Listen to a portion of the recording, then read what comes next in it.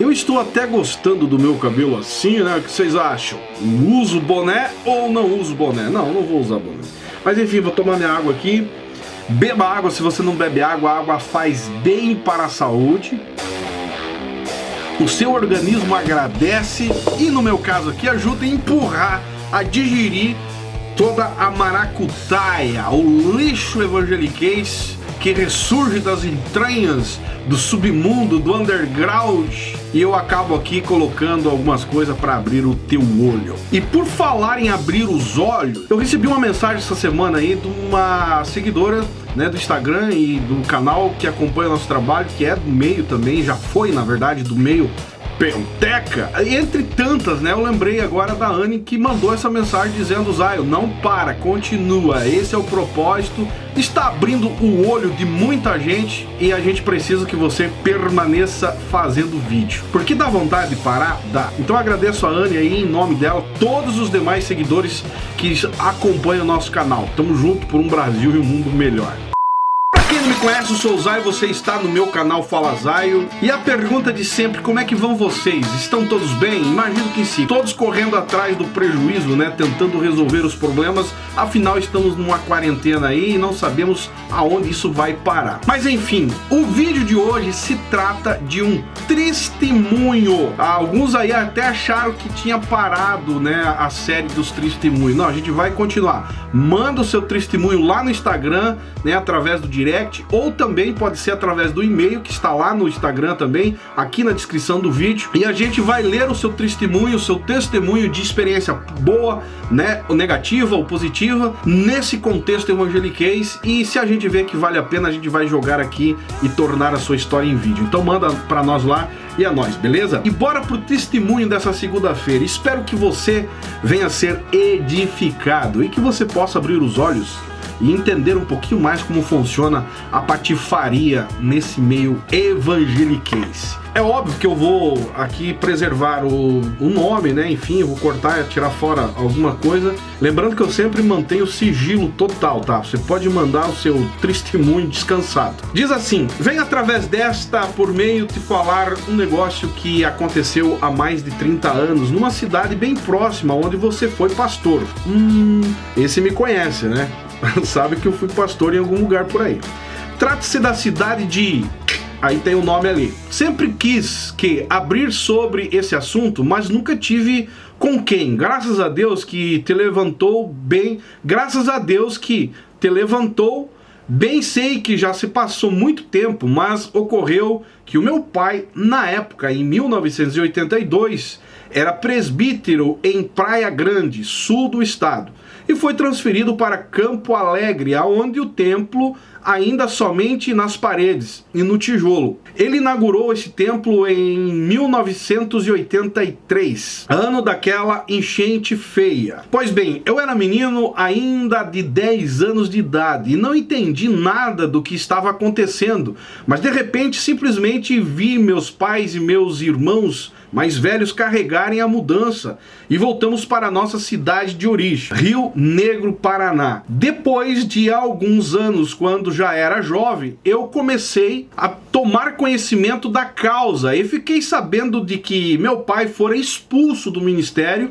acusado de desvio de verba para concluir o templo. Cara, isso nos anos 80, maluco. Já tinha ratão esperto aí, passando a mão na grana, pelo que eu tô entendendo, e colocando o culpado, né, nas costas do tesoureiro. Mas enfim, vamos lá. Mano, que palhaçada foi aquela? Meu pai nunca deu nada pra nós, porque você sabe muito bem como sobrevivem os obreiros, de como você bem diz, maligna convenção catarinense. Agora imagina que ele desviava verba para concluir um templo a fim de se promover. Ciúmes do pastor de São Bento do Sul, cidade a qual Campo Alegre era campo na época. Houve uma baita discussão na reunião feita na casa de um presbítero e meu pai perdeu o controle por ver a safada acusação do tal pastor contra ele, o que levou a quase agredir o tal pastor. Velho, eu teria dado uns pedala Robinho bem dado, com certeza. Se você tá num bolo sendo acusado, né, de ter furtado,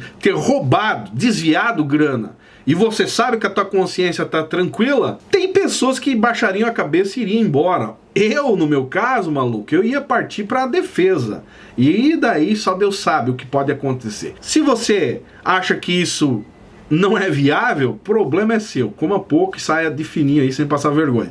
Vamos lá.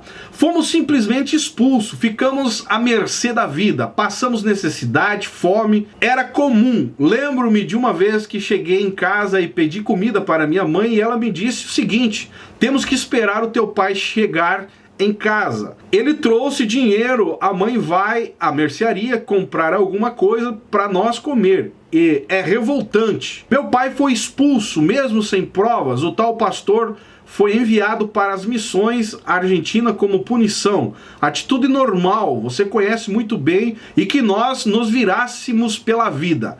É exatamente isso, cara. Quando você não dança conforme a música, ou quando o pastor não vai com a tua fuça, e você é um obreiro que tenta levar a coisa certa e o pastor é patifaria, geralmente o presidente ele arma a casinha para te dar um pé na bunda, tá ligado? Ele arruma você bem direitinho, chega e dá aquele coice, a qual você, ó, acaba viajando para bem longe e tendo as consequências disso. Eles não estão preocupados com a tua família, não estão preocupados com os traumas que os seus filhos vão ter, né? Eu conheço muitos filhos de pastores traumatizados por maltratamento de pastores que se diziam homens de Deus, a quais esses trabalhavam, enfim, e que no final das contas só estão usando a igreja como meio para sobreviver e tirar proveito. No final não tem nada de Deus e infelizmente usando o povo para se beneficiarem, estarem, né, em cima, vivendo uma vida regrada por dinheiro de dízimo e ofertas. Infelizmente é assim que acontece. E o obreiro que não entra nessa jogada, ou que descobre essa safadeza, que não aceita, eles geralmente colocam de escanteio, que é no caso aqui do testemunho de hoje. Infelizmente é assim. Mas enfim, depois que eu já era adulto, militar do exército, casado, fiquei sabendo pela minha esposa que o tal pastor estivera na casa do meu pai, trazido por um amigo que também era pastor do meu pai, a fim de se perdoarem. Olha só. Depois diga que não tem malandragem na jogada, ao ponto do cara ficar com a consciência pesada, no caso aqui, e não ter paz, até o ponto de pedir para alguém levar ele na casa da tal pessoa que ele esculhambou com a vida, né, nas antigas. Estiveram na casa do meu pai, trazido por um amigo que também era pastor do meu pai, a fim de se perdoarem pelo ocorrido. Diz ela que houve muitas lágrimas e ambos se abraçaram. Ele voltou para a sua cidade e logo em seguida morreu. Tinha alguma coisa atrapalhando a vida do pastorzinho, homem de Deus aí, né? O cara tava precisando só pedir perdão. Tem muito disso, cara. Ok, houve o perdão, mas por que não restauraram então o meu pai ao ministério, permitindo ele seguir então a tal carreira de obreiro? Isso aí é uma boa pergunta. Na verdade, pelo que eu vejo aqui, a idade já não vai ajudar mais e não tem interesse para eles, porque os obreiros só tem valor nesse contexto de evangeliquez aí, a obra de Deus, enquanto tem saúde. Se não tiver saúde, esquece. Idade, né? Que nem diz alguns pastores, tem que ter sebo no rim. Aí presta para alguma coisa, para ser pintor, eletricista, encanador, serviços gerais, né? A hora que não tem mais saúde, os pastores aposentam, jogam para o escanteio, dão a conta, enfim, fazem o escambau. É uma boa pergunta aí, por que não restauraram a carreira ministerial dele, né? Pois é, meu pai também faleceu no mesmo ano, em 1997. E no ano seguinte, o amigo dele também, e minha mãe ficou abandonada pelo ministério da Magna Convenção de Santa Catarina. A Magna Convenção de Santa Catarina é normal agir assim. Eles abandonam obreiros, viúvas, eles abandonam de verdade. Inclusive obreiros que estão doentes, eles largam até o extremo. Enquanto um pastor não pedir misericórdia de joelho no escritório central em Itajaí, eles não fazem questão de ajudar. Isso aí é normal. Esquece ajuda, tá? Se não fosse a família, teria perecido. Bem, esse é um pedaço da minha história na AD. Tem também o que aconteceu comigo. Um dia te conto. Abraço. Abraço. Eu agradeço por confiar, né? E mandar o seu testemunho, a experiência, que eu acredito aí que foi algo lastimável, que trouxe uma consequência negativa para o seu pai, para sua mãe, para os irmãos, família, enfim, para você. E o nosso canal está aqui justamente para isso, para desabafarem, para você colocar para fora e eu ser a voz de vocês nessas alturas, porque chega. Nós precisamos lutar contra esses imorais que vive pressionando aquele que está de boa vontade, querendo fazer as coisas e no final acabam sendo perseguidos, judiados por esses grandões que se dizem homens de Deus, que se dizem líderes, né, do Estado, mas que no final a gente sabe que são patifes, são imorais, que estão sempre lutando para se beneficiar em cima da fé do povo. Nada mais do que isso. No meu ponto de vista, além de serem ratos de púlpito, são canalhas do evangelho, negociadores da fé, que vivem usurpando a igreja. Deixa o seu comentário embaixo, o que você acha?